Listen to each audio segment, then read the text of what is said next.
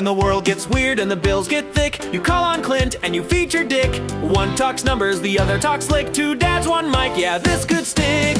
Clint's crunching figures straight to the point.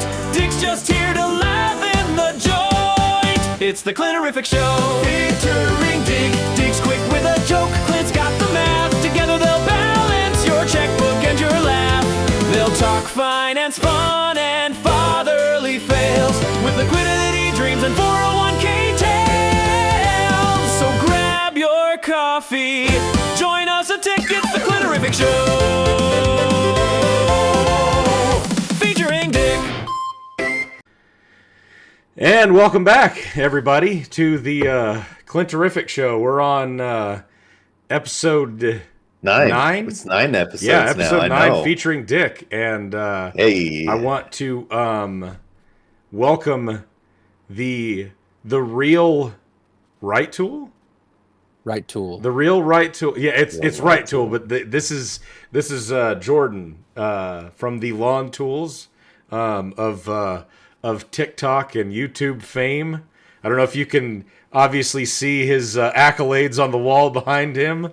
But yeah, we've been really good friends for the majority of our lives, and we've been talking at lunch about some of the stuff that he's been up to for the last few months, because he's had some amazing nominations. So today we're gonna do an interview, and then we're gonna talk about some differences. We're going to do a little bit different of a segment with the flop or not segment, because we've talked about this for the last few episodes. We're trying to do something different. This week we're going to do actors, whether they're flops or not. So yeah, we've got three actors that we're going to review and see if Dick and Jordan here can guess if they're box office successes or flops themselves. So and then we're gonna do our going deep segment with Dick. That's gonna be a surprise, a surprise segment for the wrap up. So yeah, let's get into this. So Jordan, you've been doing the Lawn Tools. You started out on YouTube. What was it, around 2018? 2019? The fall of 2018, which is the worst time to start a YouTube channel about lawn care. Yeah. So you set the bar high for yourself from the start. You know what? If you make it the worst that when you start, it's all uphill from there. You know, it's just going to get better. So you started that in the fall of 2018, and I mean, at that point, TikTok wasn't even really a thing, because that didn't start until, what, 2020? 2019, yeah. So Musical.ly, I don't know when Musical.ly became a thing, but then ByteDance bought Musical.ly, and in early 2019, I think, is my assessment.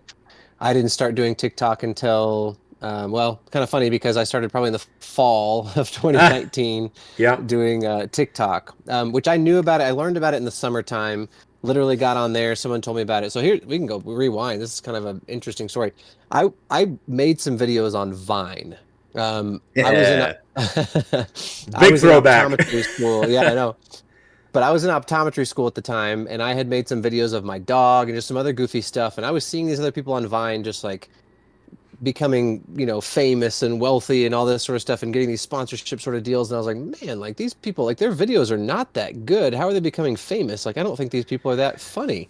You're talking like Logan Paul, Jake Paul, like a lot of these people who you recognize now because they've, transitioned into other platforms or whatever, but they got their start on Vine. And I was like, I could do that. Like, that's not that difficult. They're not that funny or whatever.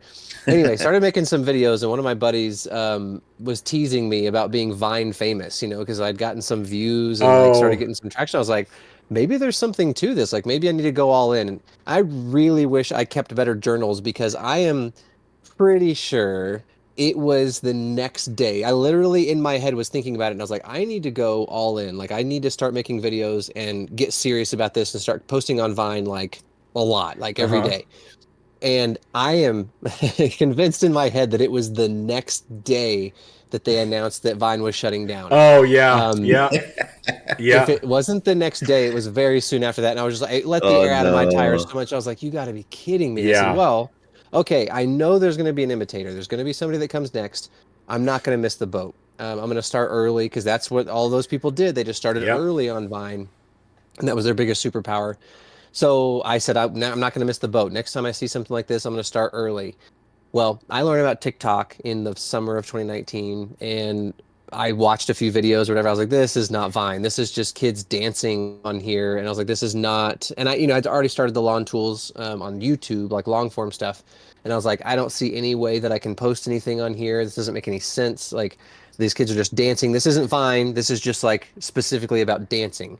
Mm. Well, so then in the fall, start watching it and start seeing some other stuff pop up there. And I was like, there's maybe more to this TikTok thing than just dancing. And people were starting to post more like Vine type stuff. And so I was like, maybe there is room for lawn care. Not right now, but there's potential for it in the future. So I started posting and like started setting out the goal of like posting one video a day. And so I was like really like trying to be creative again over the winter, which was really tough. That was an exercise in creativity for sure. Yeah. Coming up with lawn care videos in the winter time. So I was just trying to think of anything I could post. I also started doing a page for optometry stuff called the TikTok eye doc, Yes. and the TikTok eye doc over that winter started kind of taking off. So fast forward, COVID-19. Um, Man, we were shut down for 6 weeks in the optometry clinic, and I was at home sitting around.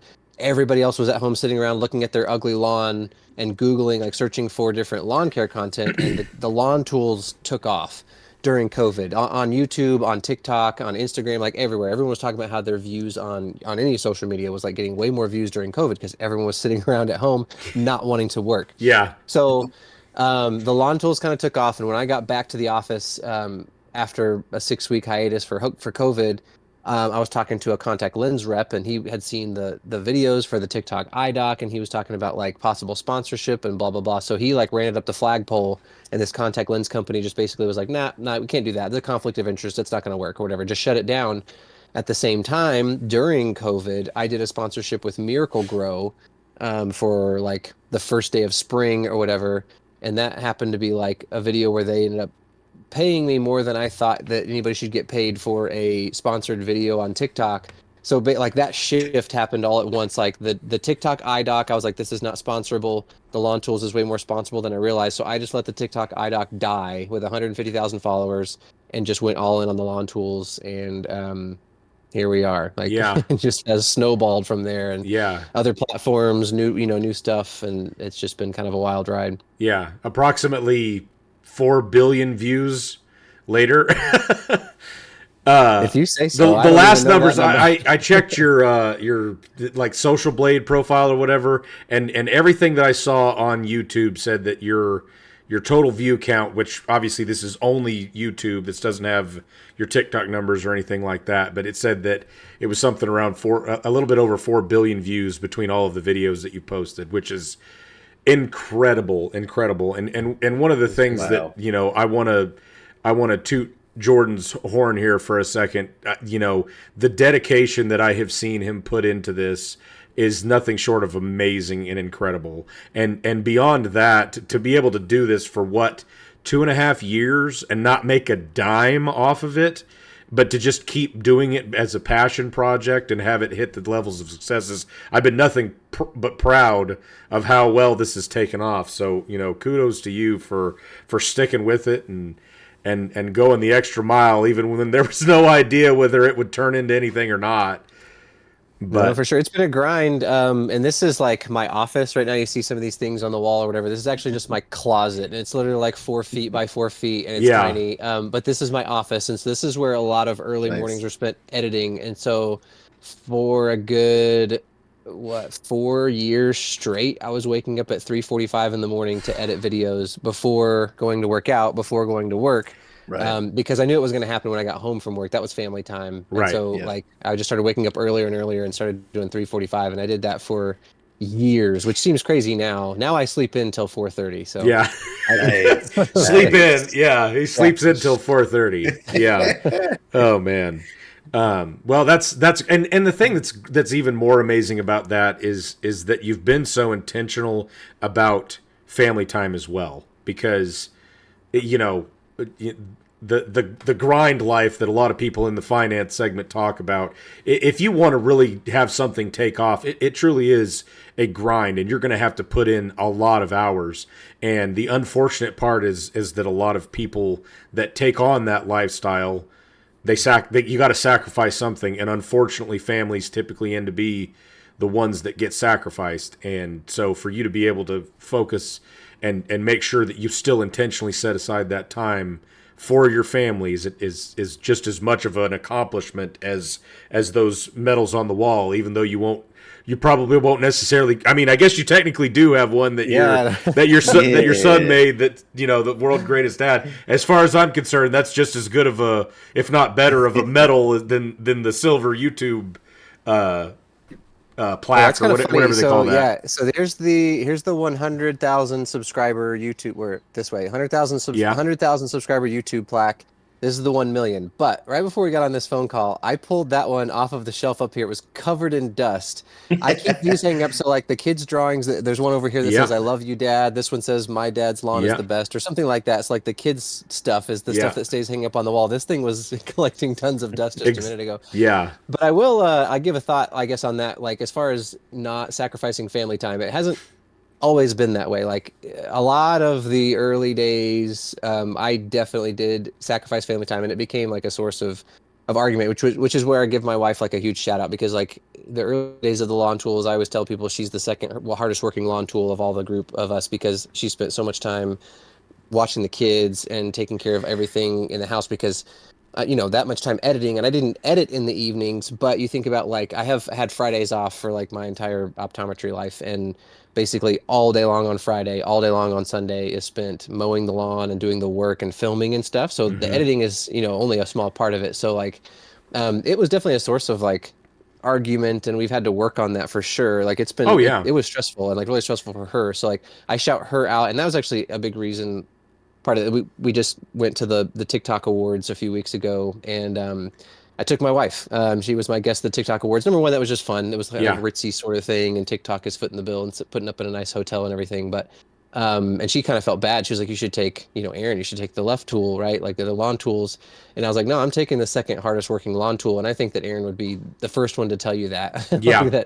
that she's put in more time and dedication. She's like, I mean, my teammate. She doesn't like to be on camera. She doesn't want to be on screen really helping with any of that. But she's been like the best teammate I could possibly ever ask for, and all of this stuff. And so you're talking about all the accolades and everything. She's just behind the scenes and deserves all the credit. Yeah. Well, and that's another piece that you definitely got to keep in mind as a family man, is you can't do it without the support of your family either. And that's just as much of a win as far as I'm concerned. So I wrote down a handful of questions, and now that you're talking about the TikTok Awards, I did want to ask you a few questions about that. So obviously that was a major deal. As when you told me about that, I was kind of dumbfounded, because to me, you're Jordan. You're my buddy, and we've gone to lunch for like the last 10 years or something like that, every week almost. And so we've talked about, I've had conversations with you basically since you started this stuff, and I've known you since you were born, because Aaron's like my best friend, for lack of a better term, a brother, and so I look at you as kind of a little brother as well. And so to see how this has grown so rapidly almost, but then again, it's almost like it feels like it's grown quickly and slowly at the same time. When I'm looking back at it, obviously because COVID was such a crazy time in this country. But one of the things I did want to ask you from a how it went perspective, when you were at the TikTok Awards, I saw some of the videos that you posted, interacting with some of these other, big TikTokers. So just to give some people context, if you didn't know and you're not super big on TikTok, all four of our watchers, Jordan was nominated as one of the top 5 storytellers of the year. So huge props to get nominated for something like that with however many millions, if not tens of millions of creators there are on TikTok. So to be nominated for something like that, that's incredible. So my question is was there anybody that you met, that you know had any kind of extensive interaction with, that like you were like, oh wow, this was my favorite person, so to speak, to meet in this whole interaction? Because like I know that one of the other guys in the category was Jordan the Stallion. I've always loved his content. He's got some, how to find stuff is incredible, and so I've always liked his stuff. And then there was a couple other people that you did some videos with that I actually recognized. But I just wanted to know your opinion if there was anybody that just stood out, like they were just a real standout person, genuine, whatever, and if there was anybody that jumped to the front of your mind. Yeah, I mean, I could shout out a few people. Everybody that I met was super nice. Like I honestly expected some of these people, especially like if you know who Brooke Monk is, like Brooke Monk Yeah, has, I don't even know how many, like 40 million yeah, followers or something. uh-huh, And I saw her and I was like, well, this may not go well, but I'm gonna see if she wants to cut the grass. Like she may be some like, she's young and like yeah, this is going to seem so goofy and whatever, but I was like, hey, like shoot the shot. Let's just see. I figured she'd snub me or whatever. She was so friendly, and her oh boyfriend yeah, Sam, like they were so friendly and like well mannered and like wanted to shake my hand and all this sort of stuff, which I wouldn't expect from, I say kids these days or yeah, whatever, but like probably 20-year-olds or whatever. And so they were super nice. It was awesome, and they had fun cutting the grass. They thought it was the funny and a fun thing to do. yeah. So that was cool interaction. And then actually the first night, so we had Tuesday night, there was a dinner for just the nominees and then like some TikTok employees. I talked to a couple people as we're waiting in the lobby to leave, and then we get ready to go. So they say, okay, the whole group starts heading toward the elevator. As we're getting on the elevator, I just step aside to like, oh, ladies first, whatever, just like step aside and let people get on the elevator. And bringing up the rear of that group getting on the elevator is Justin Nunley. And I like look over and I was like, what in the world? Because I like his name wasn't on any list of a nomination or whatever. And so I shook his I hand and I see. was like, man, what are you doing here? Whatever. And so we just start talking.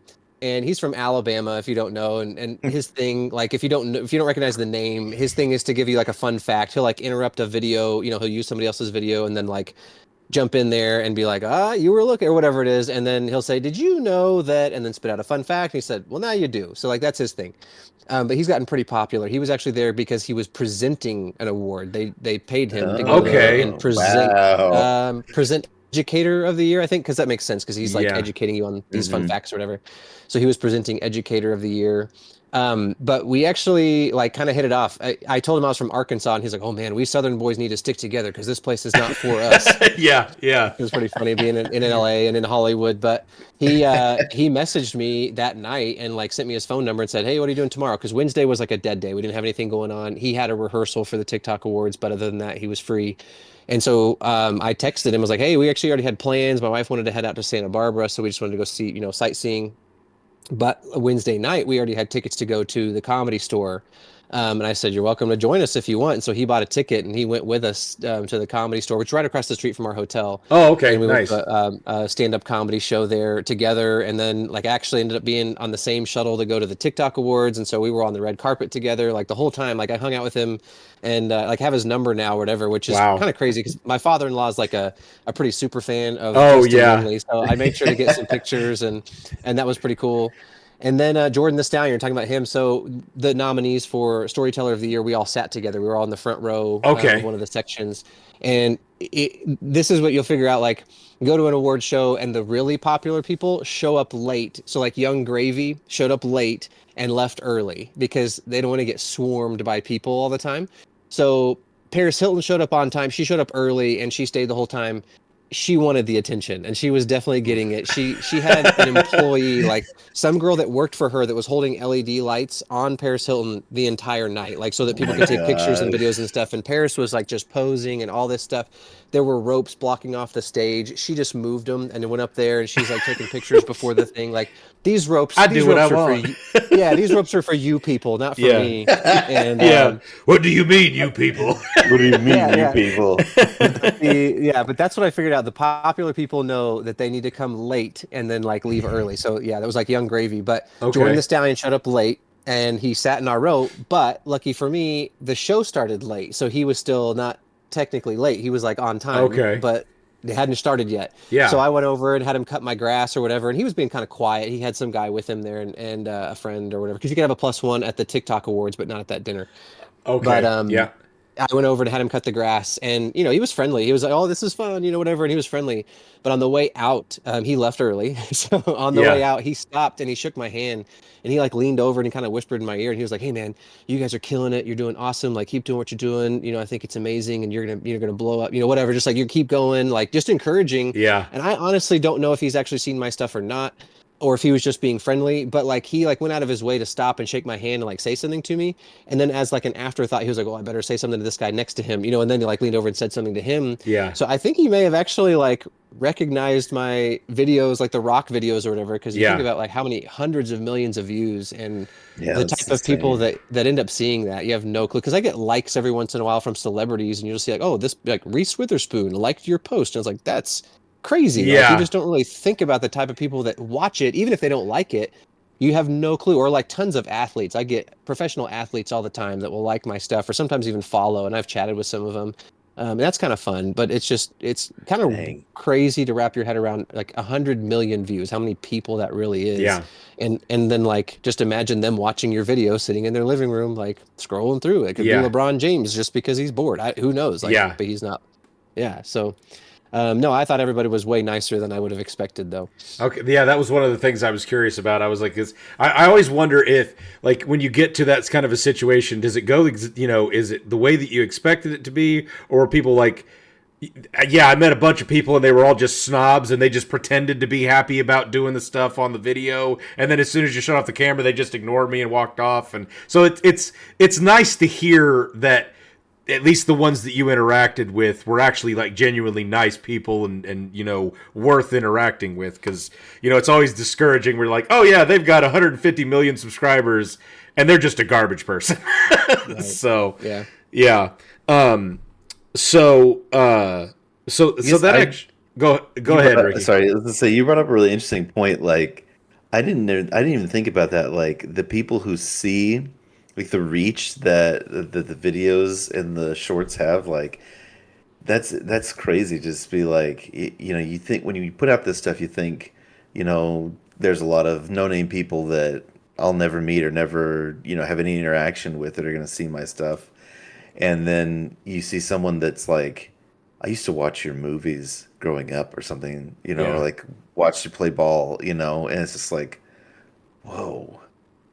Yeah. That's Or even like- just that's thinking kinda about humbling. yeah, well, even the sheer numbers, because people talk about like, "Oh, I only have 1,000 followers," and people who complain about that or whatever, and they're like, if you were up front on a stage talking to 1,000 people, It's a lot of do people. you realize how many people that is? Like, Yeah, I'm good. I don't know that I can name 1,000 people that I know Yeah. right now without looking in a book somewhere, like Yeah. like a yearbook or something. Like, that's nuts. Yeah. Mhm. Yeah. So that kind of brings me to the next question, which you've kind of touched on it a little bit.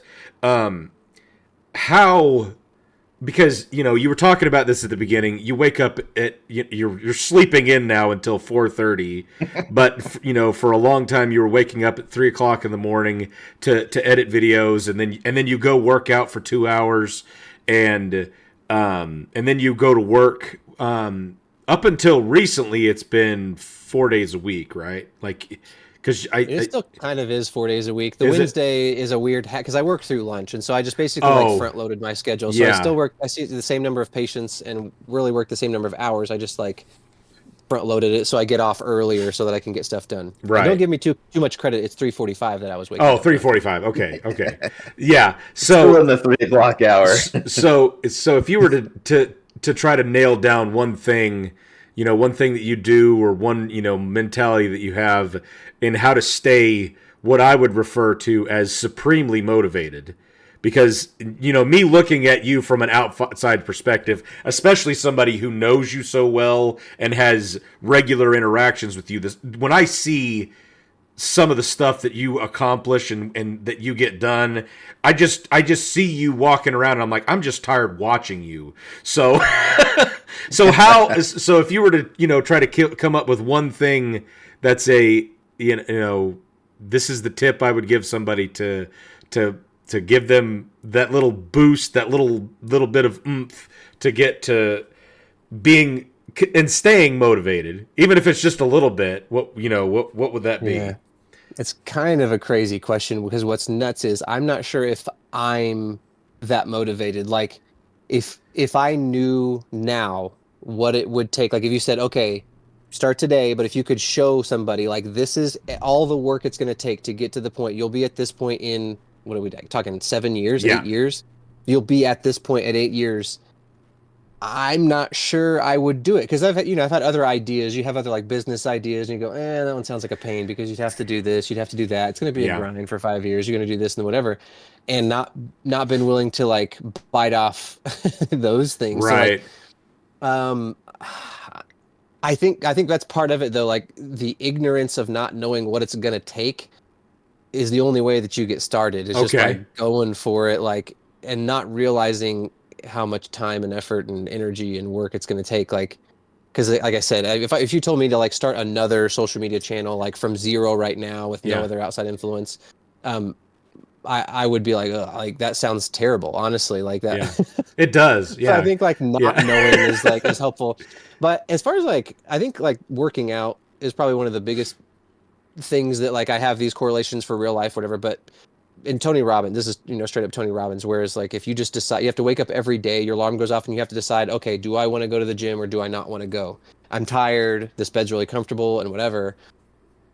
I've never like stopped to make that decision. I don't make that decision every morning. I've had friends that, will come work out with me for a while and then they stop and then they'll come a little bit and then they stop because like, oh, the bed was just too comfortable. And I'm like, I've never had to make that decision because, and this was not a conscious thing of my own at the time. Like I never said I need to be that person or whatever, but Tony Robbins would tell you instead of deciding every day that you need to make that decision to go do that thing, you just need to start identifying as a person who does that thing. Like Okay. and it is, and like going to the gym every day is like part of my life. It makes me feel so good. And It's I just lifestyle. identify as that person. Mhm. So it's not a choice for me. That's just my routine. This Yeah. is just who I am and what I do. Like that's Right. just Yep. how it works. And so the lawn tools has become that. I don't know, man, exactly what the like biggest driving factor was at the beginning because it wasn't like you said money. Because I literally when I started YouTube, there was a guy who was doing lawn care YouTube long form. He had 30,000 YouTube followers, and I thought that was like the pinnacle of what Yeah. lawn care YouTube could be. I was like, if I could get to 30,000 followers, that would be success. That would be amazing. And like the amount of money you make with 30,000 YouTube, it's like okay, you can make a little bit of extra money, but nothing like you know, mountains of money or whatever, and like Yeah. Scrooge McDuck type, Right. waterfalls of gold or whatever it is. Yeah. Right. So I don't think money, like, wealth or whatever, retirement early was like my goal when I first started out. Yeah, I have like other little things like here and there, like things I was motivated to do, but pretty quickly it was fun for me. And this just became Yeah. who I am. And this is like what I do. So like, I think that's a big shift is really like focusing on what your identity is and who you want to be as a person and not necessarily like trying to make the conscious effort to do a thing every day because you're Yep. the like decision fatigue hits everyone, not only Yeah. like even the most motivated person, but if you don't have to make the decision then you won't get fatigued because like I said, I Right. don't feel like I'm making these decisions every day. This is just what I do. Yeah. That's But an excellent point. it goes back to those 5 do's and don'ts I talked about last Yeah. week, Clint, right? Yeah, We don't don't- rely on motivation. We rely on self-discipline. We train and teach ourselves Yeah. self-discipline, and we make these things a lifestyle because that's what has the staying power. Yep. Yep. We Okay. talked That's about resolutions last week. yeah. I don't like Or resolutions. lack thereof. I like Like, don't- lifestyle changes. Yeah, exactly. Don't do resolutions. If you want to do something, just start doing it. I mean, who cares if the fall is the worst time to start a a lawn care channel? Obviously, it's worked out, so Yeah, Yeah. man. just do it. The saying, and I feel like I made up one of my own before like it got popular or whatever, but basically don't make goals, just make plans. Yeah, And I think like having a goal, like, oh, Yeah. my goal is to make $1,000 or whatever it is, and you're like, yeah, that's fine. A goal is great, but that's just like one of Yeah. those things. Like, oh, I hope that happens. Just make a plan. Just divide it up. I like taking a year. You take 1 year, you have that thing you want to get done. Divide it up into 12 parts. Now you have a monthly goal. divide that thing up into 4 parts. You know, have a weekly goal, whatever it is, divide it into 30. You've not got a daily actionable step to achieve your yearly plan. And That's once you see that, like you've got that 1 year thing, like I have this big thing I want to do this year. It feels way too big, insurmountable. yeah, Divide it into 12 pieces, and all of a sudden it's like, that's not as hard to yeah. tackle. And then you divide that, each of those into 30 pieces, and you have your daily actionable step, which is a very, very digestible, like easy thing to do every day. That's yeah. That's actually a really good. I mean that's one of those things that I've said this multiple times in my accounting practices because a lot of the clients that we get have a mountain of problems that they've created for themselves prior to talking to us, and so I'm dealing with cleaning up an elephant of problems, and I keep telling them, well, the best way to eat an elephant is one bite at a time. So, you know, but yeah. So Dick, did you have any questions for? Oh man, I bro, let's start with the big question. Are you still doing the 531 that you showed me when I came for Clint's wedding? No, no longer Windler 531. It's now Smolov. That's been my go-to for Wow. chest. I don't know if you, yeah, if I, we haven't talked like about working out in a No. long time, Ricky, but my recent PR on bench press, do you want to take a guess? Ooh, is it north of 300? Look at him It's puffing them up too. north of 300. Let's see, 320. North, Ooh, 350. 355. There you go. Dang. And now wow. it's Look all at you Smolov. go. So Smolov is Hmm. like what they call German or Russian volume training. It's just Yeah. like a crazy, like literally like, well, normally you would bench like, or whatever, whatever you could squat, you could bench, but Yeah. like you'd be doing it 4 times a week. It's just really, really high volume. So I kind of do Hmm. like a modified Smolov, and I actually bench 3 times a week. And I skip the first day because the first one's always like a lighter day. So I just like, who forget that recovery day. Like, Who like needs Yeah, all the recovery? yeah. I'll recover when I'm dead. Yeah. I I've stuck with with Wendlers, but I've been breaking it out into a 6 day cycle where I do the 5x10s, the endurance on a separate day um, from the progressive overload part, and it's slow burn, but in my old age, like I like that I'm not worried about getting hurt, and getting closer and closer to my 500-pound deadlift, which I'll be really excited to get There you to. go. So Heck yeah. yeah. Yeah. Okay, so I got a couple other questions. The next one though, I need to share a picture.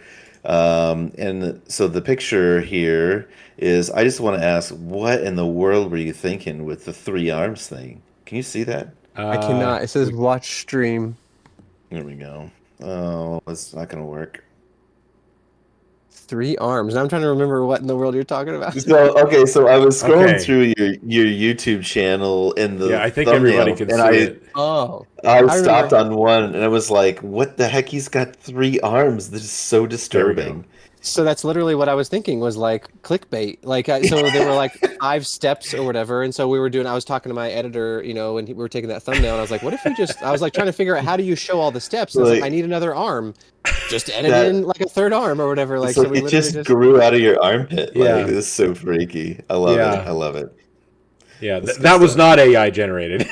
that was before AI. That was Yeah, before AI yeah. generation. Yeah, absolutely. Wow. Um, okay, I got a couple more questions. Um, this one I thought was interesting because, like, obviously, like Clint and I were talking about how things kind of exploded for you. Like the rock videos really took off, and those have had a wide appeal.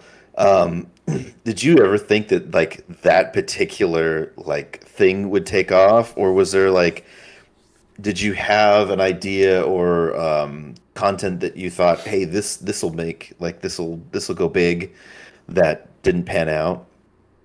Oh, I feel like all the time. Like you come up with a great skit. Oh, this one's hilarious. And you put all the work, Yeah. like I think it's all the stuff that you put way more effort and it's like really curated and it like, oh, the Mhm. editing is really good on this one that people hate. Everyone wants to see just the more organic, like guy digging a rock out of his lawn. Like for some reason that appeals to people way more than, you Yeah. know, whoa, flashy editing and all this fancy stuff, whatever.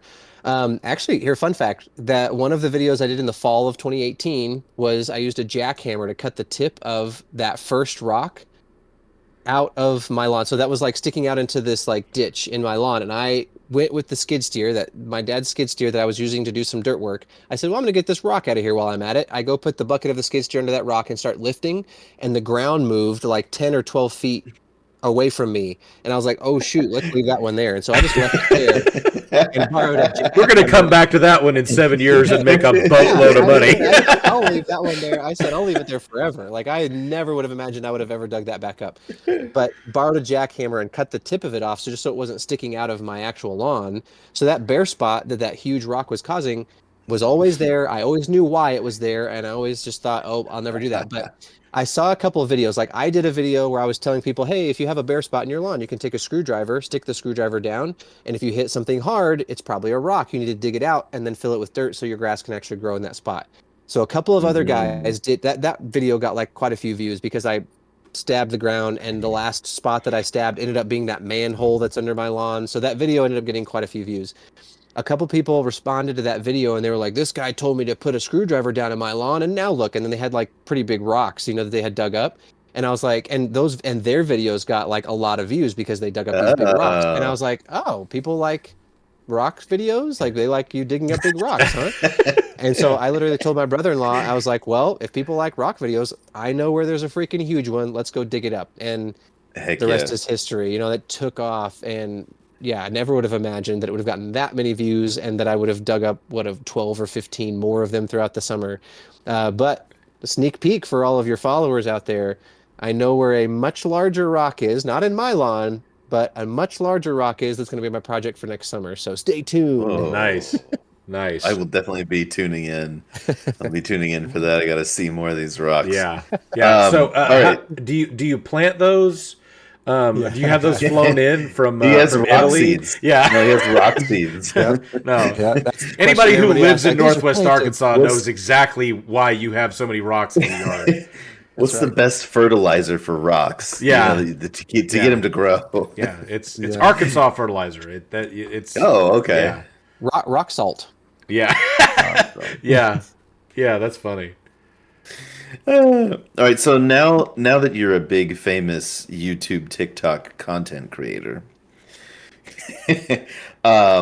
if you were stranded on a desert island, what fellow YouTube content, TikTok, YouTube content creator would you want to have with you, and why? Whoa.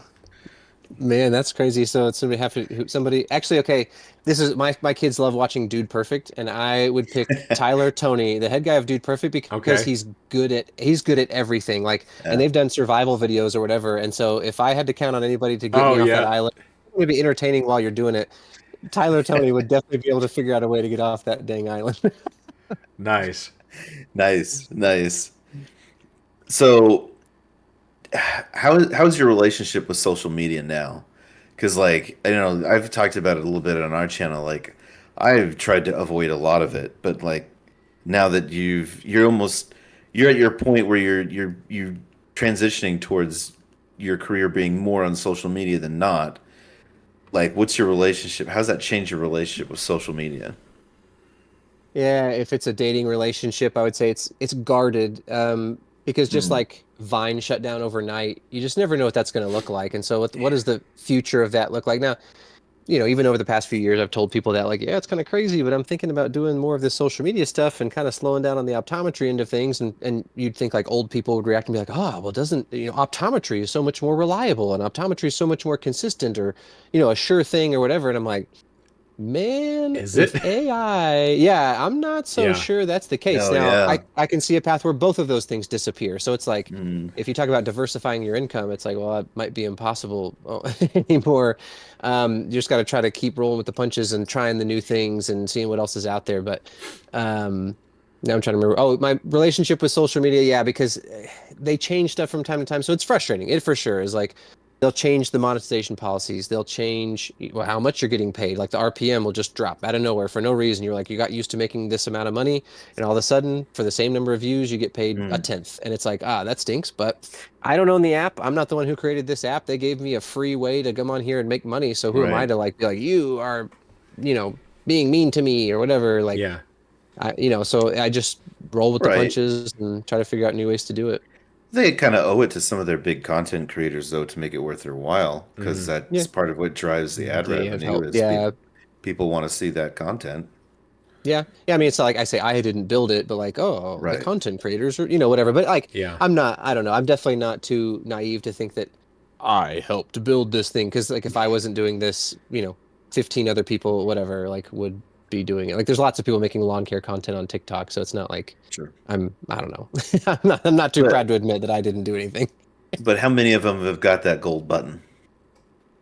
Yeah, that I don't know. That'd be an interesting stat to find out how many people have done that. Now, at the same time, you'll see like people who their offices have like 10 of those things because they have multiple All their different channels or channels. multiple Right. Yeah. different languages or They're a whatever. media group, Do right? Yeah. do Right. you isn't the next one 10 million subscribers? I think Is that the so. diamond one? Okay. I couldn't Yeah, remember something for like that. sure. What comes after that? I think I think I only think there's one that's ever been, well, I guess it may be two. I think PewDiePie and Mr. Beast are the only ones that have actually hit 100 million subscribers. I Yeah, Mr. believe. Beast has like a handful of different color ones because he just basically like YouTube just made one up for him every time he got to those Yes. different levels or whatever. So Yeah. he's got all those different colors of the diamond play button or whatever Yeah. as he's Yeah. gotten 200, 300, 400 million, Yeah. I whatever. feel like I feel like a boomer because I don't think I've ever watched any of his videos. Yeah. I mean, I think I've seen a couple, and a lot of times I like to do like sort of like research and like, oh, what's working or how's he doing that? Definitely have watched his shorts, Yeah, but like full on YouTube videos, I don't really get it. I don't. I know it's a lot of times geared toward kids, and so they're going sure. for views from Yeah. 12-year-olds, and so maybe I'm not supposed to get it, but Yeah. um, yeah, Yeah. Okay, boomer. yeah, I Yeah. know. No, for real.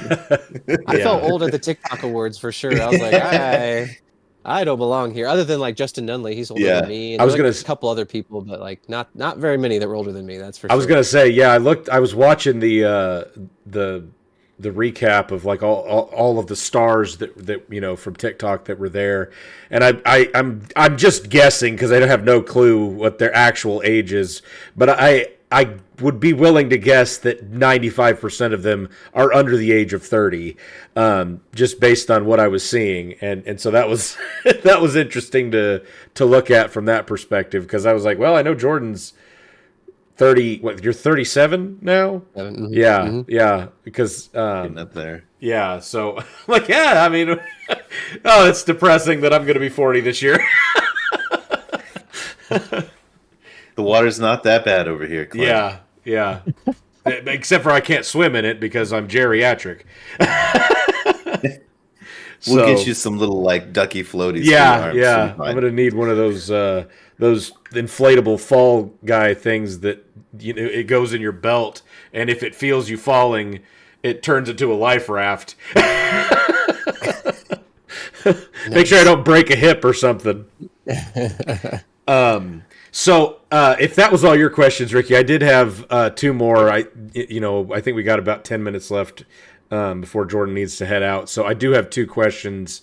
So they're kind of two pieces of the same part because obviously we like to talk about finance and business success and stuff like that.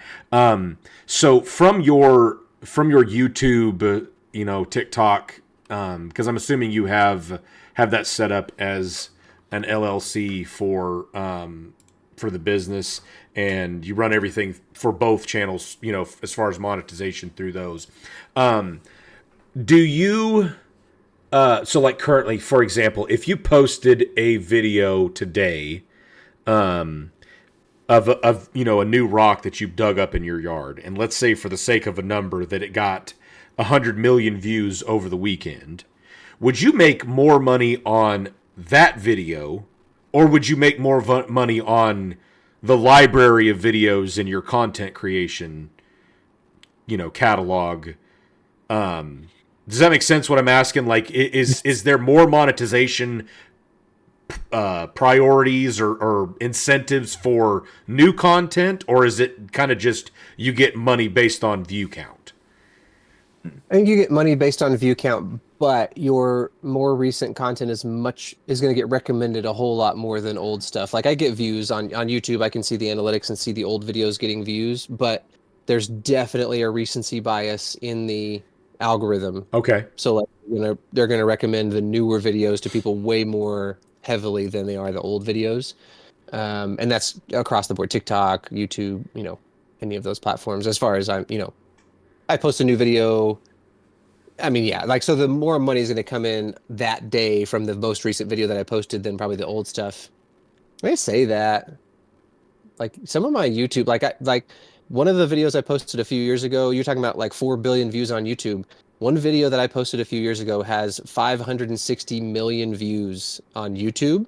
Wow. And it's, yeah, like, just been trucking along, getting views all the time. It's called Minecraft in Real Life. It Oh was one of the yes. first. Has it really been that long since you made that one? Yeah. Man, Yep. it does not feel like it's been that long. I feel like that was That's just a year hilarious. ago. That's incredible. No, yeah. Time flies. But no, that one, yeah. So by itself, 560 million views. There's a handful of others that, have hundreds of million of views, and they still get views pretty consistently, like every day I see in the analytics. And so if I post a video that like isn't that great, then those videos are probably bringing in more money, per Right. day or whatever, even today, than like the video I posted today. Or if I post one of my rock videos, like, those get lots of views. And so that's going to bring in more money than the old ones, for sure. I see. Okay. So then the second part of my question is from a accounting from a business like profit and expenses and all that perspective.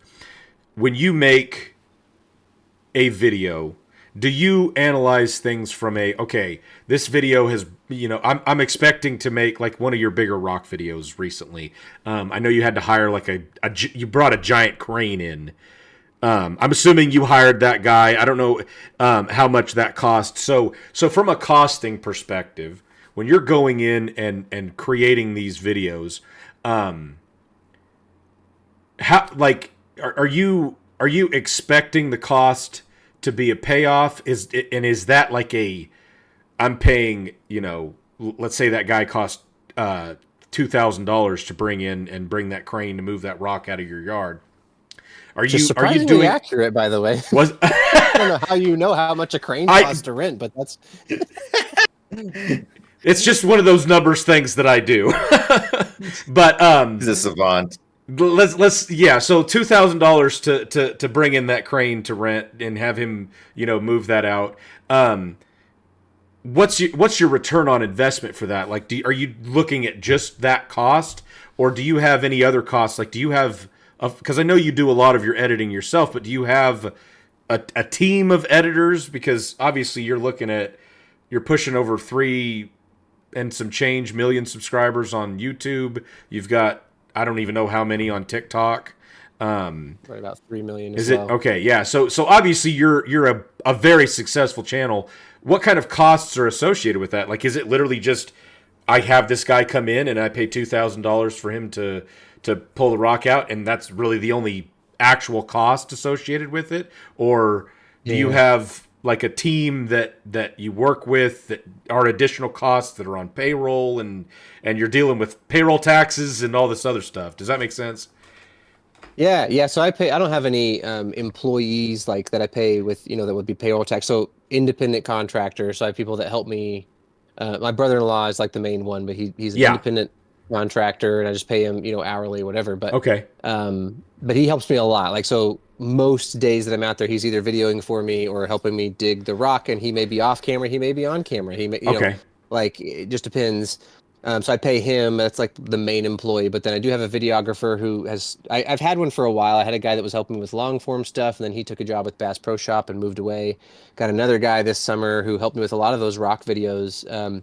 And some of those, like, would pay off, some of them not. Like, in fact, what's funny about that crane video, I thought, oh man, like, these crane videos are going to go nuts. Like, I'm going to rent this crane for $2,000. I made 2 videos out of that. One was lifting the rock out, and I was like, just getting drone shots of this rock being lifted way above my house. People are going to go crazy. And it did not get as many views as some of the other, like, way more simple and free rock videos, is what's nice. But then we also made a second video, because you have like was it a 2 or 3 hour minimum when you rent like a crane? When you hire a crew to come out with a crane. Yeah. So we were like, well, we've got 2 hours. Let's just lift up a bunch of stuff. And so we lifted up like the bounce house, and the kayak, and the mini truck. And I was like, I did see that one. That was I just funny. thought, like, having a handful of guys, like, 3 friends, 3 guys sitting in their yard watching a crane lift stuff up and just clapping like yay, like I thought that was going to go viral, like this is going to Yeah. be the craziest thing anybody's ever seen. And again, it was kind of a flop. Like it was just not as organic as I thought that it would be, I suppose. Yeah. And anyway, it, you know, maybe got views or whatever, but the crane definitely did not pay for itself, I would say that. Like, so that's one of those things that in my mind, you're just like building, like you create those big memories for people. That's brand building. Like, so even if it costs you money, it's still worth it in the long run because you're Yeah. just creating those like Mm. moments that people are going to remember, and like those big things that keep them coming back. What's the next crazy Yeah. thing that he's going to do, even if it's just your followers watching and not, you know, something that goes to all 100 million people that could watch it on the internet. But yeah, like the simplest ones, like the free, you know, just literally me and a shovel digging a rock out of my yard, those are the ones that end up paying for themselves, you know. Yeah. But all those other videos or whatever, because it just happens to go absolutely nuts because something Right. triggered the algorithm just right. You picked just the right Mm. song and posted it, whatever. And it just goes absolutely nuts. And that would Yeah. end up paying for the others. But there's also brand deals. That's a big part of it. So like if I spend money, you know, even if I spent money making every single video, it would still be worth it because, like for one, my time, like it's been crazy. Like I could probably post more videos if I had somebody posting like for me a lot more, but Toro has been a good sponsor of the channel, and so I have like right now actually just started a 3-year contract with Toro where they pay me not to use any other brand of lawnmowers, and so that like those brand deals help, you know, subsidize the channel and help me, you know, then pay money to do other things that might not pay for themselves in videos. Maybe they'll pay off, maybe they won't. The ad revenue may or may not come in, but at least there's Yeah. like the sponsorship stuff is kind of Right. like a big, it's becoming a much bigger piece of what I do instead of just depending on the ad revenue. Okay. So that's how you diversify some of your incomes in. Yeah. Mhm. Okay. Like a quickie. Exactly how many shovels have you broken now? Yeah. I think Picking up I'm rock. looking. Yeah, so that's we planned on doing a shovel review video. We bought like 20 different Oh. shovels. I was going to do a brake test on all of them. Had an engineer friend that was going to help us figure out how to rig this up and measure the number of pounds of pressure that every single one of them took to brake. We just never got around to it. So I was like, let's just like break this cheap one. So I broke the cheap one, and then people commented on it so much, I was like, I'm gonna break another one. Like, you know, you Yeah. get those comments, and it's like, I'm gonna break another one. Like people just keep commenting on that. You just have so many shovels, you can just break them willy nilly. And I'm like, yes, I do. And then, Yes, I do.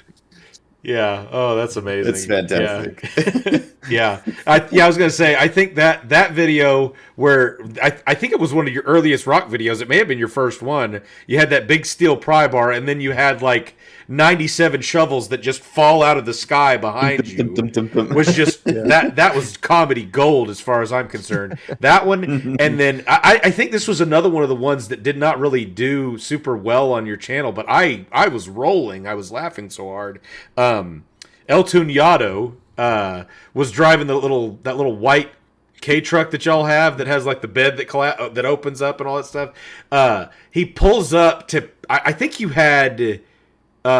It was some kind of equipment that y'all had rented or were using to get a rock up, and he pulls up to have it put in the bed of his truck, and he slams into your fence, and I don't know if that was real or not, but it was hilarious because he just gets out of the truck like nothing happened, and just like he doesn't acknowledge it, like and you can very clearly see him in the truck, but he just gets out and he was like, "Yeah, okay, put it in." I'm like, dude, you just rammed into his very nice wood fence. those are my favorite things that happen, like when Ben and Aaron, El Tuñado and Left Tool are around, and like they just come up with things to say on the fly. Those are the funniest things that happen when it's all just like, oh, you should say this, and then like someone else will riff off of that and be like, well, no, say it this way, that'll be funnier, and then like the stuff just comes out so much funnier. But that was, we were like literally, I was like, okay, well, pull the truck up to where you're like right about here, and so it'll be kind of centered so you can see it on camera. And I was like, well, you have to pull it pretty close to, and I was like, you know what? Just hit the fence. Oh, Like, see, yeah, yeah, totally. Because he, you know, he probably wouldn't do that on his own. Like he wouldn't Yeah. feel comfortable hitting my fence. But when it's me telling, and the guy who, like, when we were into that crane, the guy who was lifting the rock, he told the guy like, "Oh, put it back down. You know, we need to lift it straight before we come this way because it's going to swing into the fence." Okay. And Ben and I look at each other. We're kind of like, actually, that could be kind of funny. Like, you know, like, and he's like, we're like, if you totally wreck my fence with this giant rock, I wouldn't totally hate it, guy. You know, like whatever, and kind of Yeah. joking, but at the same time, you're like, if it happened, you know, you'd be like, oh crap. oh, that's gonna be gold. Yeah. You know, like so any of those things. Exactly. I made a killing off of my fence getting Yeah. destroyed. Yeah. Oh, well, actually. Yeah, yeah. Oh, that's funny. Yeah, that's one of those things. I had always been curious if that was one of those things that like it actually was planned or if it just happened. You know, because you know, I like I said, I've been watching your stuff, and I've even been in a handful of your videos. And some of the ones that we've talked about many times, hoping they would be more successful, like the one where we did the croquet match in your backyard, and we did the one chip challenge, whoever lost, and I ended up being the fortunate person to lose and set my whole head on fire. Oh my goodness, that was the most painful experience, and that video just didn't really do much, you know. And so it was just one of those things where I'm like, man, like I would have assumed that this was just one of those things that like, if maybe the short form content is really where it's at, you know, because I know we've talked about that before, is just, you know, from a perspective of that's where the attention span is now. Maybe if we figured out a way to convert that whole match of croquet and me eating a chip and you getting just the highlights of my face being set on fire and condense that into a 30 to 60-second clip, maybe it would go way more successful. But obviously that's one of those gambles that you never know exactly how those things are going to play out. So anyway, well, I think that's about all the time we have. So I really appreciate you coming on and talking to us about the success of your channel and how things have been going. Like I said, I'm super proud of you, and it's awesome that things have gone so well for you, and hopefully things will continue taking off the way they have, and maybe you'll win Storyteller of the Year next year. Maybe you'll dig up a tree or crash into the side of your house or something, and that goes mega viral, and everybody's like, "Oh, this was the greatest story I've ever seen!" And you make $200 million off of the views and all that. So, well, this has been a lot of fun. I was going to give you like another one of these, like, hey, little sneak peeks for your followers here. Anybody who watches gets rewarded with something that nobody else is going to know. Because I literally found out today. So we did the TikTok Awards. That was right before Christmas, and then the Lawn Tools went to CES in Las Vegas. So that was just last week. And today I found out that there's going to be a visit to the Super Bowl field a week and a half before the Super Bowl. Oh, nice. Nice. Looking forward to that video. Yeah.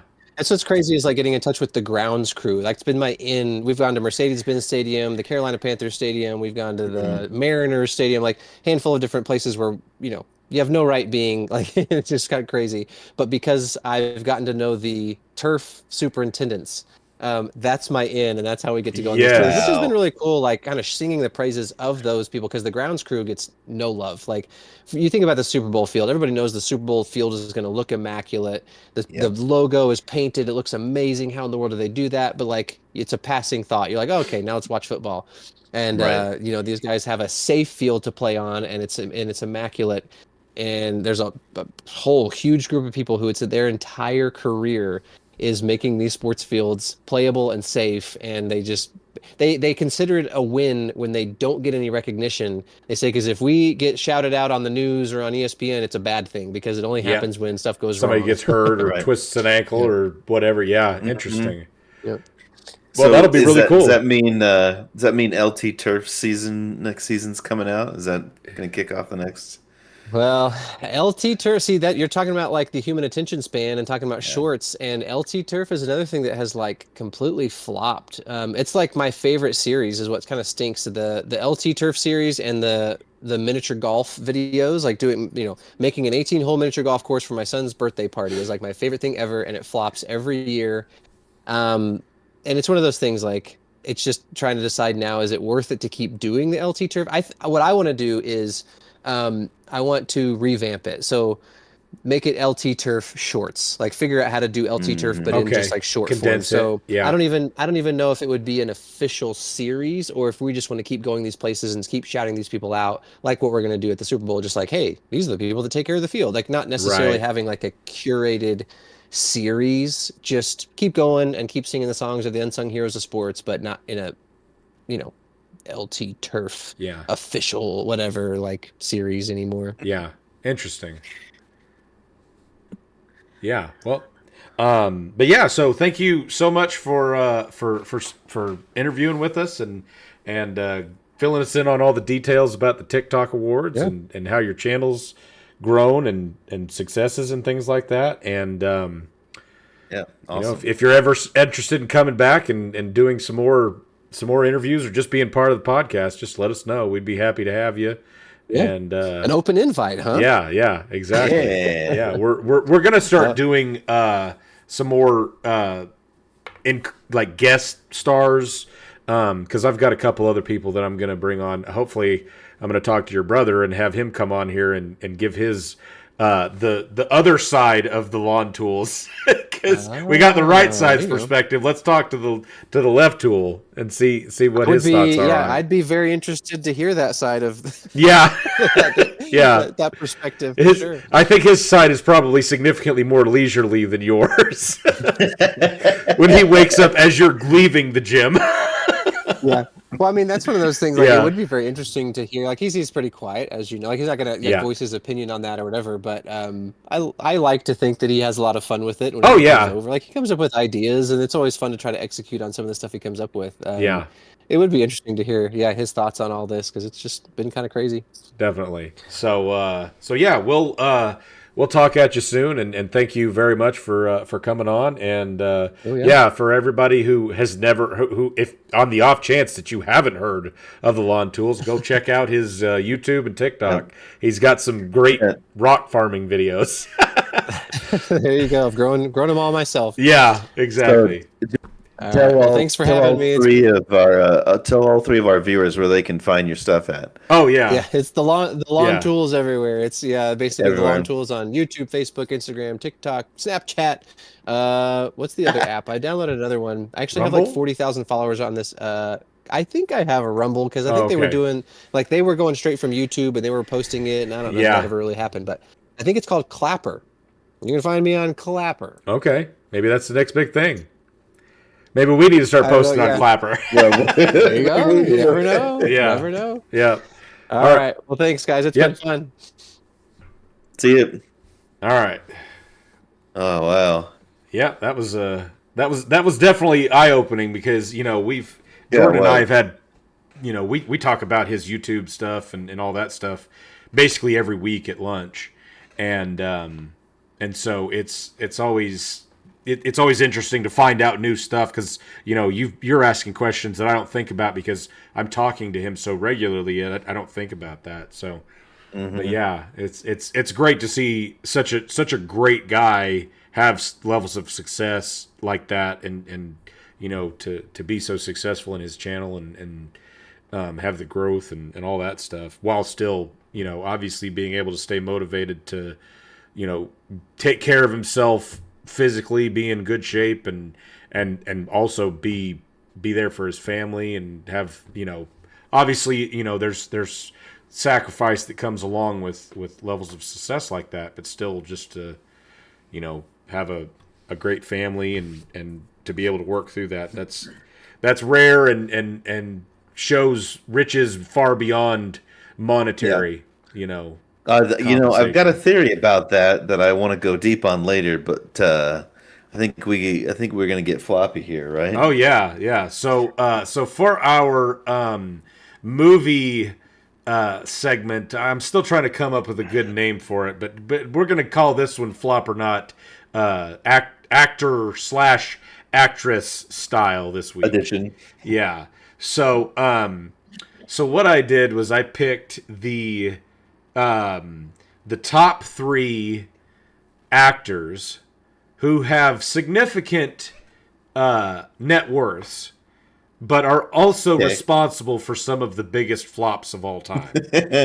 You have Nick Cage on there, don't you? I don't actually. Amazingly enough, man. he actually kills it. I was Yeah, no, actually he pretty does. He surprised. does. Like when like I don't know what his personal life situation is that creates so much financial struggle for him, but whatever Lack that of is, self-control. yeah, it's not from lack of compensation from the movies that he's in because there whatever he makes a movie and it's like I don't know how that made so much money, but it did, you know.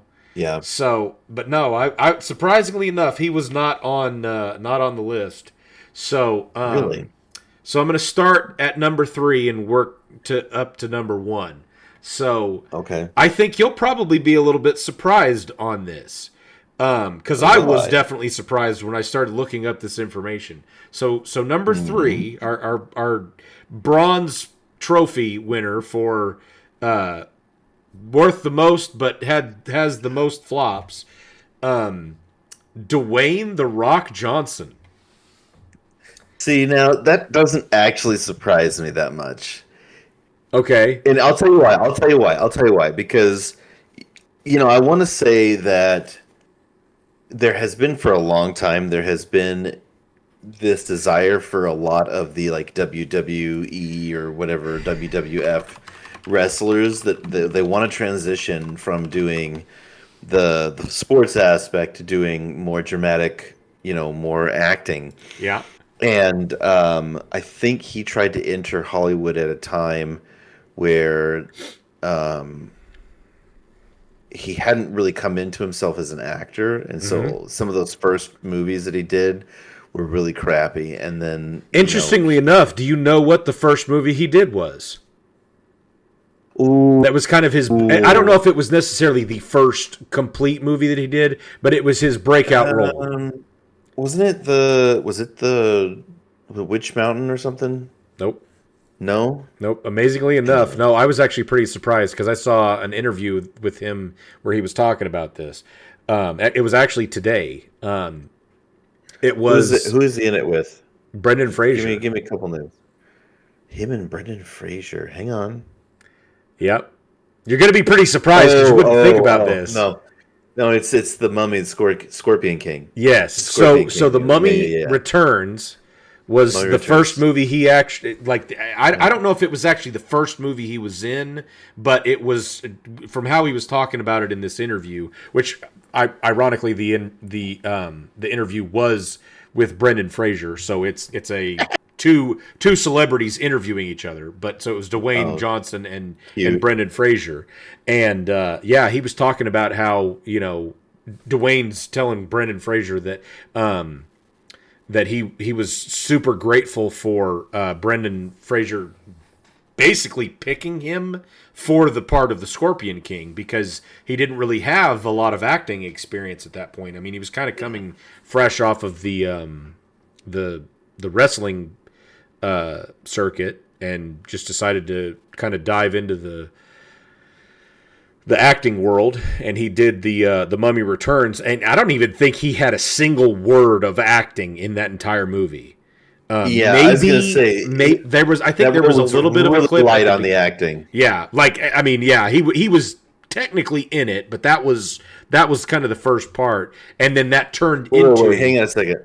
Hang on a second, though. Was he really in it though? Because I just remember really crappy CGI. Oh yeah, no. There was some pretty rough CGI, but I do believe it was there bad. is a small scene at the very beginning that's kind of like a back in time scene. It's been a while like a since I've seen The flashback? Mummy Returns, but it was like a flashback scene where it shows him. I don't think he says much, but it just had him in there for a short little bit before the horrible CGI segment from once they get to the undead city later in the film. But yeah, I so will say, I did enjoy the standalone movie, Scorpion King. That was pretty good. yeah, I mean, I liked it, but yeah, and it's one of those things where I've had some pretty extensive conversations with a couple other buddies of mine where we talk about like does a bad actor or somebody who's not necessarily a good actor, not necessarily a bad one, just somebody who's not going to blow you away with their acting chops, do they take something away from a good film? So, using the Scorpion King as which I'm not going to say that's a good film, but like if that had somebody that was, Leo DiCaprio level of acting in it, is it going to make that better, or is it more about the entertainment value of the story itself? Does that make sense? I think it depends. Yeah, I think it depends on what kind of movie it is, because like largely action movies and things like that. I would argue that it doesn't. Even then in action movies, but if it's like a lower budget movie and you've got like a big name actor in it, like it's like something just looks out of place from the beginning. Like why? Yeah, that's true. One of the biggest actors in this $20 film, like. Yeah, that's true. This was a passion project, like, obviously. Well, yeah, and so there is that, but like, because like, sure, they can be a really great actor, but at some point, like, a lot of other things are gonna fail. Are gonna fail them. What's going on? Okay, so just to kind of, I have no idea what happened. The recording that I started apparently was only doing audio this whole time, and was not picking up any video. So, yeah. So it's just an audio only podcast at this point. Yeah. So the interview that we just finished with Jordan is going to be audio only when we get that uploaded. So I will do my best to get some things added in there for entertainment value. But yeah, that's totally on me. I don't know. We tried something a little bit different when we were getting everything connected today, and apparently I missed the big giant detail of seeing that the recording was happening the way it was supposed to. So apologies for that. We'll make sure that doesn't happen next time. It is what it is. We're still learning on this channel. Yep. We're definitely not the Joe Rogan. Yeah, exactly. Yeah. Anyway, so you were talking about Dwayne Johnson. Yes, Dwayne Johnson and commercial success of action movies and things like that. Right. So he's one that is actually pretty surprising that he's on this list, because the estimates that I've seen for his net worth, because obviously the stuff on these celebrity websites and stuff like that, there's no way without them just sitting down and telling you, hey, this is how much I'm worth, to really validate how much their net worth is. But he's estimated to be worth upwards of $800 million. Yes.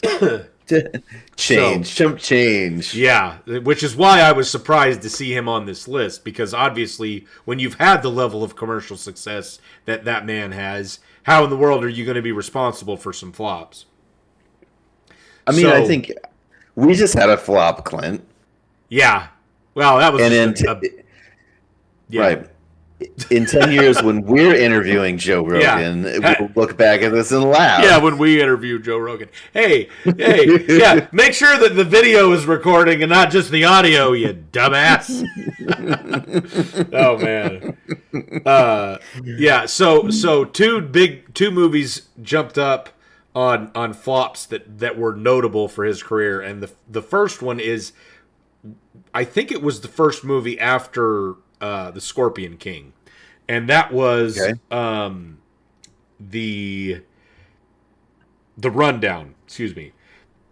I liked the Rundown. Yeah, I actually enjoyed that movie as well. That was kind of the first time, because I don't think I saw the Scorpion King until it had been out for a few years, and but I remembered seeing the Rundown pretty quickly after it came out on digital video disc back in our day, back when you actually had to have a disc to watch a movie. Yeah.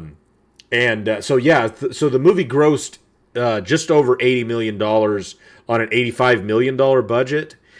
So you're not a huge flop. I'm sure they probably made the money back in syndication, but it was regarded as a flop for not breaking even in the theaters. And at that time, I believe it did have largely what would be considered some star power because Sean William Scott from the American Pie series was in it as well, I believe. And so it's Christopher Walken and Rosario Dawson, which I think at that time Rosario was not as well known. Yeah. So some fairly big names at that time to go along with Dwayne Johnson, because obviously that was kind of when he was breaking into the acting part of his career. So number 2 is somebody that I can't say that I'm surprised that they're on here, but I didn't actually expect it when I read their name. So she is Scarlett Johansson. ScarJo, really? Yeah.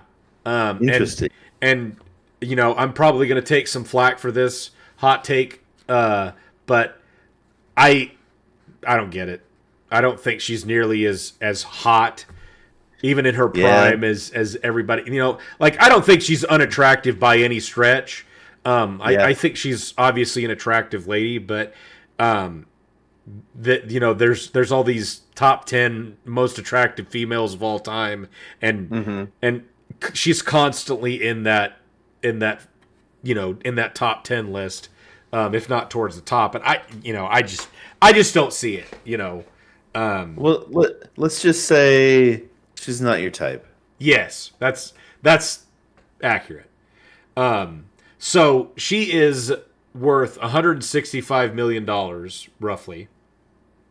That's it? Yeah, I was kind of surprised about that as well. But I think the problem that she's run into is the movies. She's been in a lot of pretty well-received movies, but the problem is, let's use the Avengers as an example. She was in the Avengers. Do what? Like the Marvel universe? Yes, she's been in all of those movies. But the problem is she's not anywhere close to top billing on those. Oh yeah. It's 'cause she's a woman. Yeah, she's not Chris Hemsworth or Robert Downey Jr. or Chris Evans. Or Chris Evans. Yeah, or Tom Hiddleston. And even even them, I don't know what the breakdown as far as how much they made for each of those movies. Yeah. I know that Robert Downey Jr. made a mint off of all of the movies, but I believe his was because his contract said that he would take profit share rather than upfront money. So a lot of actors just want to say, I want you to pay me whether this is successful or not. Whereas, I think Robert Downey Jr. had the insight to say, okay, these movies are going to make some serious money. I'm gonna take a percentage, even if it's a small percentage up front, to guarantee that if this does blow up like I think it will, which was a huge payoff for him, that he made a significant amount of money off of it. So yeah, the two movies that were notable flops for her. She was in one called Under the Skin in 2013. Never heard of it. Yeah, it was a pretty small scale movie, small budget, $13.3 million budget. Just made a little bit over $7.2 million worldwide. So it was an indie film, but it's even for an indie film, it was considered a major flop because it didn't even make half of its budget back. And then the next one was The Black Widow, which was her standalone Marvel movie. So she's top ticket on that one, and the movie did poorly. Now, that being said, I would argue that she's not necessarily responsible for The Black Widow doing as poorly as it did, because it got released during COVID, when a lot of the movie theaters were shut down and people weren't going out and all this other stuff. And I believe it was only in theaters for a very short amount of time, but Did they send it to streaming like it right went away to or streaming something? very, very quickly. And I know that there was a lawsuit because I believe there was something in her contract that said she got paid X amount of dollars up front, and then she got paid X amount of dollars based on the profit share. Because I guess she had, I don't know whether this is, accurate or not, but maybe she might have taken a lesson from Robert Downey Jr.'s commercial success from, taking a percentage of the success of these movies and done something like that in her contract. And the movie only grossed 379 million, which was it wasn't necessarily a total flop, but I think they were expecting it to do significantly better than it did. So they were based on all the other Avenger solo films, they were expecting it to be closer to the 800 million plus range.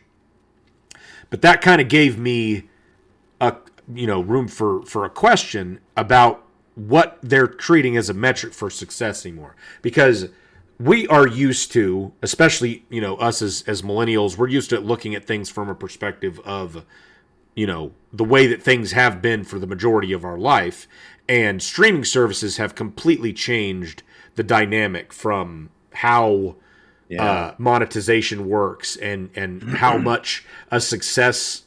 How much of a success an individual movie is.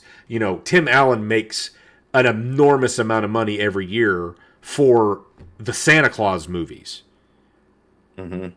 because of residuals. And so from that perspective, I was trying to find some specifics about, how these streaming services apply revenue to different sources of what's generating it for them. So, for example, when you're looking at Disney Plus, they have a platform that has, let's say for the sake of a number, 500 different types of content that you can watch. Now, whether that's a TV show or the library of movies that they have in their catalog, there's lots of options there. But let's say 500 different specific things that they have that money in. So they have to say, okay, well, we had X amount of subscribers start this month because this, and it's a lot of guesswork, I would argue, because if I go, turn off my Disney Plus account right now, they don't really know why I turned it off.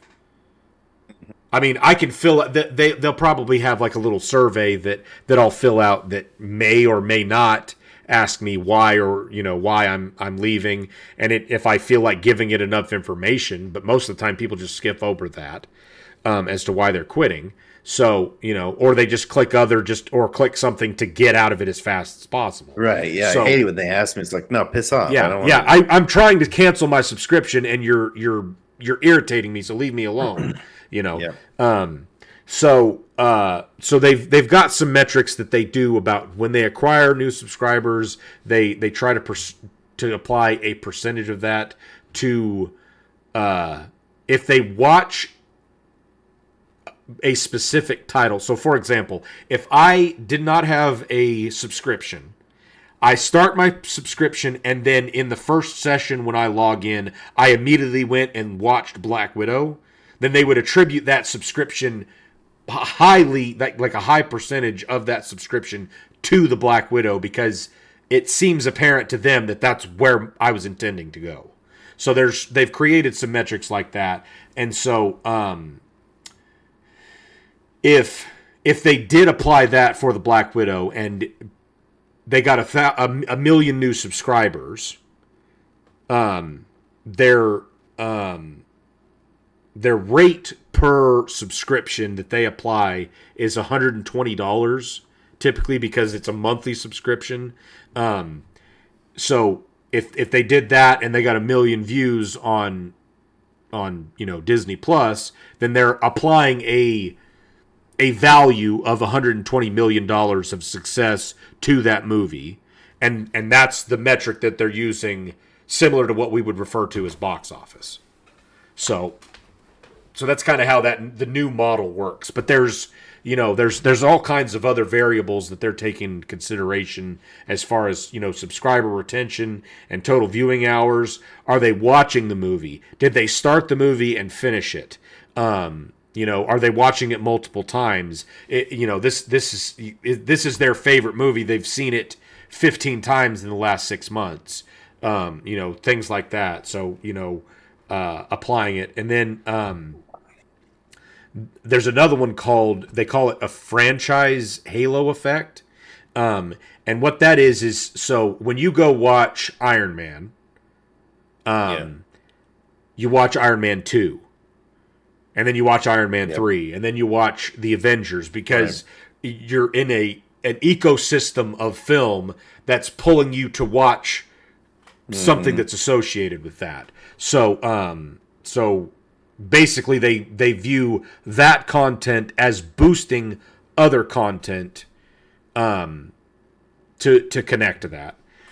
And then they did for a while have premium access that you could get to. So like if you paid for your subscription for Disney Plus, but they released a movie in theaters, and that may have been what happened. I think with Black Widow, they released it in theaters at the same time that it was on Disney Plus, and so I think you could pay I think it was like $30 for a rental. So instead of going to the theaters, you just pay to watch it in your house because the theaters were all closed. $30. Yeah, but it was $30 on top of your regular subscription to gain access to that video for 24 hours. Horrible model. That's awful. I don't think they made very many sales off of it, because I'm fairly positive they did the Black Widow, and I think Mulan, the live action remake that they did was another one, and I haven't seen it since then, so I would say that it was probably not well received from a should we do this perspective, because obviously you're already paying a subscription model where you're paying $15-20 a month for access to their catalog of film. Why in the world are you making me pay on top of that? But I think it was probably one of those things where it's like, let's just figure out if this is going to work. So anyway, yeah, Scarlett Johansson, number 2. She had those 2 arguable flops, although Black Widow probably was more successful. But it was just right at the time when the metrics was really changing. So on to number 1. Number 1 is let me see if you can guess it. You got to give me a hint. I'm gonna try. I'm gonna give you a saying, and I'm gonna try to think of one. What did he say? I can't think of anything off the top of my head that's like a staple phrase of his, but he does not like snakes on planes. I'm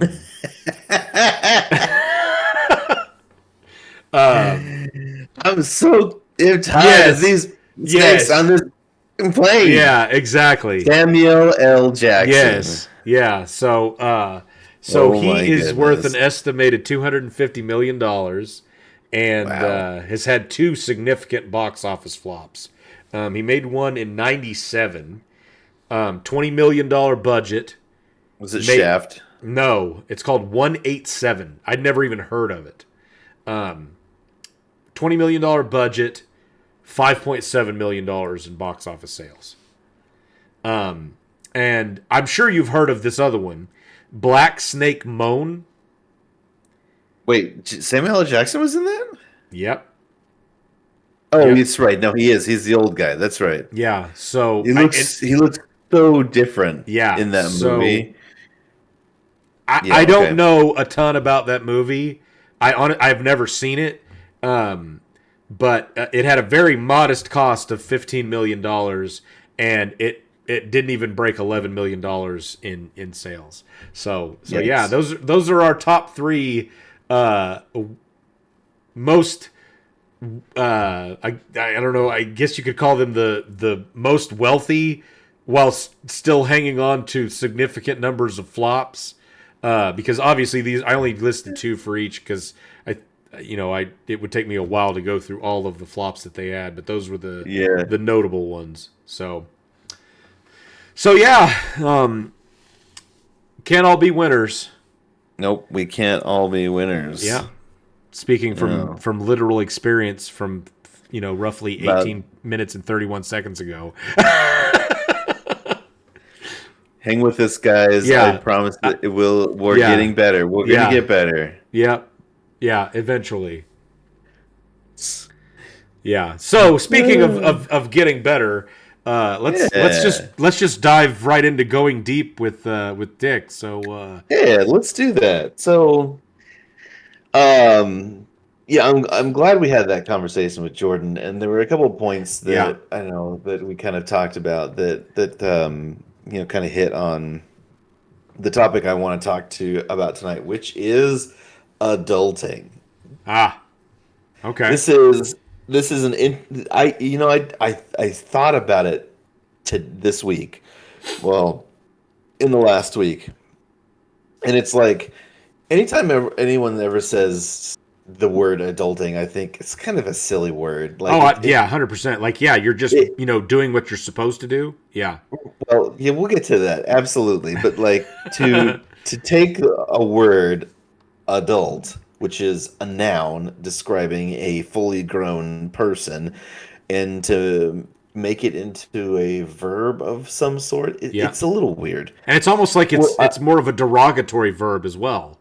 Because I hate adulting, Right, exactly. And Yeah. and so that's part of the issue we're going to talk about tonight as we go deep.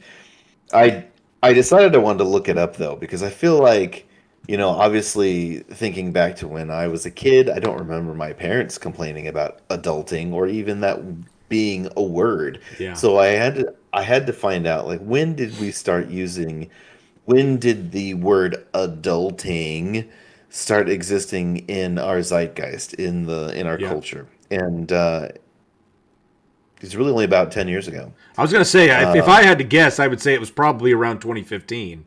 There was kind of a weird culture shift that happened in 2015.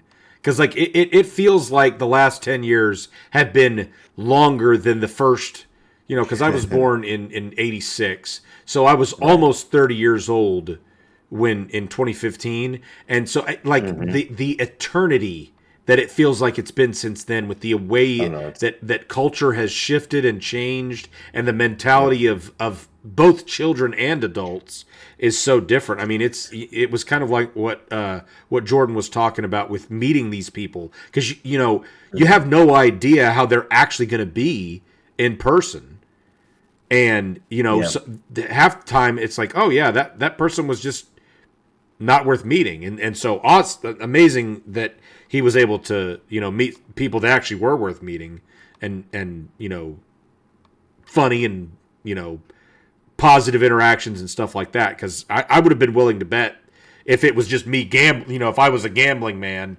that there's going to be some people on there that are just, you're a tool, and not the good kind, like Jordan. Yeah, no, it's absolutely true. So this word adulting started getting used about 10 years ago. Apparently some woman coined the term in a book, and her name in the book are not important to me, because I'd never heard of her before looking into this anyway, and so it's not really that important. But the idea of adulting, and you're right, it is usually used in kind of a negative connotation. And I was thinking about it in that context, like, what does it mean, like, when people complain about having to adult or do adulting, and I can't adult today, and I think it's usually associated with like adult responsibilities, things that are tedious, maybe even a little bit unpleasant. It has that kind of a negative association. And I was thinking, well, why? Why do we have this negative association with doing these adult things? And I feel like, and I think one of the things that it pairs with very, very well is that it is a mourn for the loss of childhood innocence and that carefree nature. And right around those mid 2010s, when this term came into use, who was good at getting into their 30s? The millennials. Like I'm an older millennial, not quite at the very beginning, but close to, and I turned 30 in just right around that same time. Yeah. And so you got a whole bunch of these millennials that um, are basically saying, "I don't want to grow up," and so they associated that that loss of that carefree childhood, because let's be honest, like you go back 100 years and people became adults a lot younger than they do now. And I think what with that being put off to older and older ages, we've become, our generation in particular, more Yeah. attached to that kind of a lifestyle, to that kind of way of doing things. So then it's kind of a hissy fit. Like, I don't want to do adulting. I reject the responsibilities. I reject this transition from adolescence, which technically doesn't end until your early 20s. Well, we've kind of pushed it a little further than we should have. And so when a lot of people are getting into their early 30s, they're going, I don't want to do this. And so the Yeah. idea of, I don't want to adult today, I can't adult today, adulting sucks, is a complaint against the idea of growing up and becoming an adult just like the rest of the generations before us. And perhaps they look at, they look at the boomer generation, they look at Generation X, and they say, I don't want to be like them. Yeah. Um, but there are a couple of things about it that I think are a good refute to this idea. And we talked a little bit about this idea with Jordan, and how um, we have all these things that we want to do. And I know some of this is probably going to appeal more to the men than the women. Not that there are any women that watch this podcast anyway. Um, but we those of us who are driven, those of us who have families, and we want to see our families have something, and have a future. We are almost forced to set aside that kind of childhood existence, that childhood mindset, and that just used to be just kind of a regular, just way that people grew up. That's just how people did things. And you transitioned out of your young adulthood into a full adulthood where you had responsibilities, where were raising a family, and you were preparing for the future. You were preparing for your essentially a legacy for your children. Hmm. Um, and I think inherently it is selfless, and it is in humility, that we are adults. Like, we don't adult for ourselves. We adult for our families, and we adult for others, if I can use the term. Um, so we have become a much more narcissistic culture, especially us millennials, I feel like. Hmm. Um, Yeah. so the idea of adulting has become such a negative thing. And so, one of the things I want to encourage our three listeners tonight, is that I there think we is got a new honor and subscriber this week, value. so I think we're going to hit 4. Yeah? Yeah. Hot diggity. Yeah. There, there is inherently value in adulting, in the responsibility. Um, when you become an adult, you gain certain privileges that you didn't have as a child, as an adolescent, and that is that you have greater self-determination to build a life not just for yourself, but for those who come after you. And there is a great honor in that. To kind of put a bow on it, um, it reminded me this as I was thinking about these things.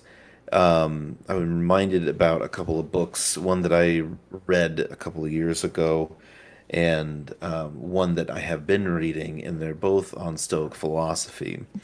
I read a great book by the author Ryan Holiday, who's kind of a modern Stoic philosopher. It's called The Obstacle is the Way. And the title of the book is Okay. the entire topic of the book. The obstacle is the way. We see things that are in our paths and we want to remove them. We want to go around them. We want to sit in front of them and cry because we don't like that they're there. And that's not the way that we should behave. We look at the obstacle and we say, okay, this is the way we're going to have to go about things now. Whatever came before, it doesn't matter. This is what is here, and we have to now either make a change to deal with this obstacle, or, we have to find a way to, you know, resolve this obstacle. The obstacle is not the problem, the obstacle is the way. And Interesting. Aurelius, yeah, Marcus Aurelius in Meditations, which is the other book I've been reading, one of the most, historically famous and relevant and still very relevant today Stoic philosophers, also emperor of the Roman Empire at one point. He talks about how that we exist in a time and space, and things happen around us. Things don't happen to us. Things happen. What's important is how we react to what happens, and that's our choice. You can't change the fact that you're growing older and that now you have more responsibilities. That is something that is happening, whether you like it or not. What you can change is how you react to it. Are you going to rise up to the challenges, to the obstacle, and make it your way? Or are you going to cry about adulting and be a petulant, whining child for the Yeah. rest of your life? I really Yeah. don't think anyone wants to live like that because No. it's dehumanizing, and it takes away, it leaves you in a state of powerlessness. If you embrace the idea of being an adult and doing adulting, I think that it is very rewarding and even empowering, to be able to move forward with your life, to build legacy for your family, and to bring something of value into the world. Be an Yeah. adult. Yeah, definitely. No, I completely agree with that. And I've had quite a few conversations with Anna about that, even just recently, because it seems like society is starting to have it. Like I said, the culture now versus just prior to 2015 is such an enormous difference, that it seems to be that, kind of what you were talking about, how it's almost like it's being incentivized to be selfish through your entire life. And it's almost like if people really took a step back and said, okay, yeah, I don't want to grow up, but the reality is, you may think you don't want to grow up, but if you actually do grow up, if you go out and start a family, if you find a spouse that actually is a good person to have in your life, you start having kids, you work on your career and start growing to provide for your family, the fulfillment that you're going to get from that is far going to outweigh the inconvenience of being an adult. And it's so strange to me how often we're told through social media and through society and film, and film has always been largely a mirror of society. And so, yeah, it's not always 100% accurate, but there's going to be elements of truth in it. And so, for us to be just so willing to fully embrace, I don't want to grow up, I don't want to be a mother, I don't want to be a father, I don't want to be a good husband, or I don't want to be faithful to my spouse because it's more I think it's better for me to sleep with as many people as possible, or things like that.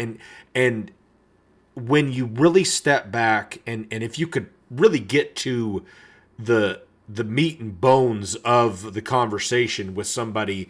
Guarantee you, if you ask them what is actually giving them fulfillment, which is something very different from happiness. Everybody seems to be chasing dopamine under the assumption that that's happiness, and that's not reality. Yeah. But chasing fulfillment will give you true happiness.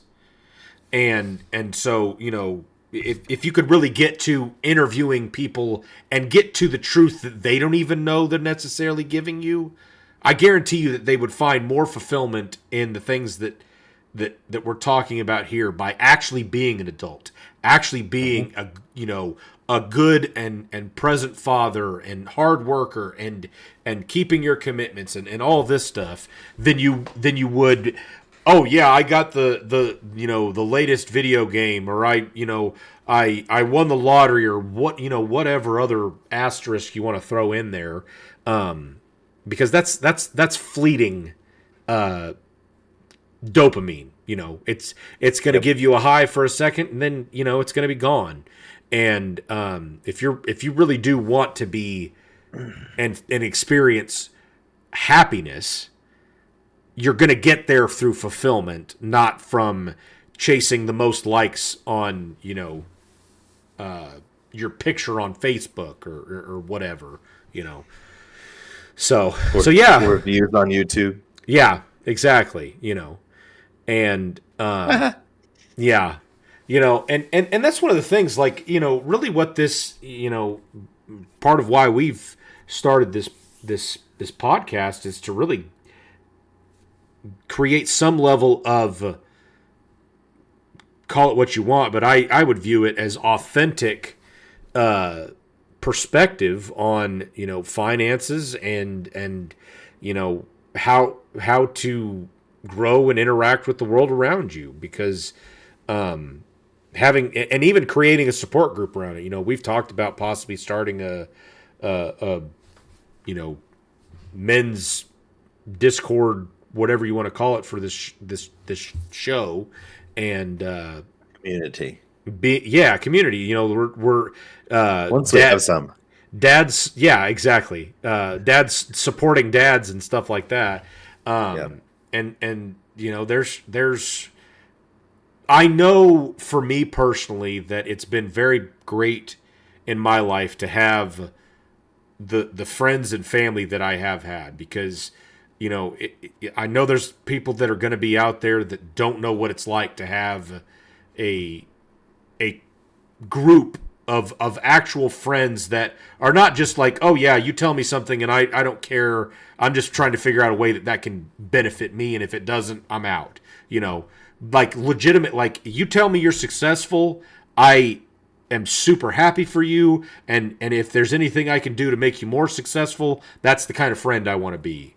And whatever that is in your life, whether that's from your career or from your family or from your just trying to make it through the day, whatever that is, having a friend like that, or group of friends, which I have been incredibly blessed in my life, to have the group of friends that I'm friends with, it's made a huge difference in my life. So yeah. Anyway, great point. I like that. Don't view adulting as a negative. There's that's but be willing to bet if you embrace it, it's kind of like what Dick said here, that it's gonna go add so much more meaning to your life, instead of resisting what's going to happen anyway. So. Yep. Life just keeps getting better. Honestly, life gets better. Like, I think back to when I was a younger type of person and a teenager, and there's some nostalgia and yearning for the carefreeness of it. But living in those times too, I had what I thought was a lot of responsibility, and life was so tough. And it's like, it's gonna happen every stage of your life. Yeah. So it's like, embrace what life is now. That obstacle is the way. Yeah. Don't don't piss into the wind. Don't beat your head against the wall. Yep. If you've never pissed into the wind, your head's going to do cave that in. to find out what it's like, and then don't do it again. Just don't do it around me. Yeah. Don't Yeah. do it in front of me. Don't Yeah. do it in front of me. You can do it behind me. Yeah, That's exactly. fine. Or if Yeah. I'm standing about 10 feet to the side, either Yeah. side, but not when I'm behind you, please. Yeah. Oh man, that's funny. But but yeah, so that wraps up our show for this week. So apologies again for the misstep with the video. I'll if they made it this far, they're a real one. Yeah, I'm looking at you. Yeah. So you know who you are. Yeah. So we may have to get him back on for a second interview so he can show you half of the stuff that we referred to in the background of some of what we were looking at that you just can't see. So yeah, tune in next week. We'll have full video and maybe I've got a couple other guests that I've been looking to bring onto the show, and maybe we'll have one of them, or we'll hit the ground running with some new finance tips and things like that. So thanks for stopping by, and don't what is it, the obstacle is the way. Hashtag obstacle equals way. Yep, exactly. And we'll see you next week.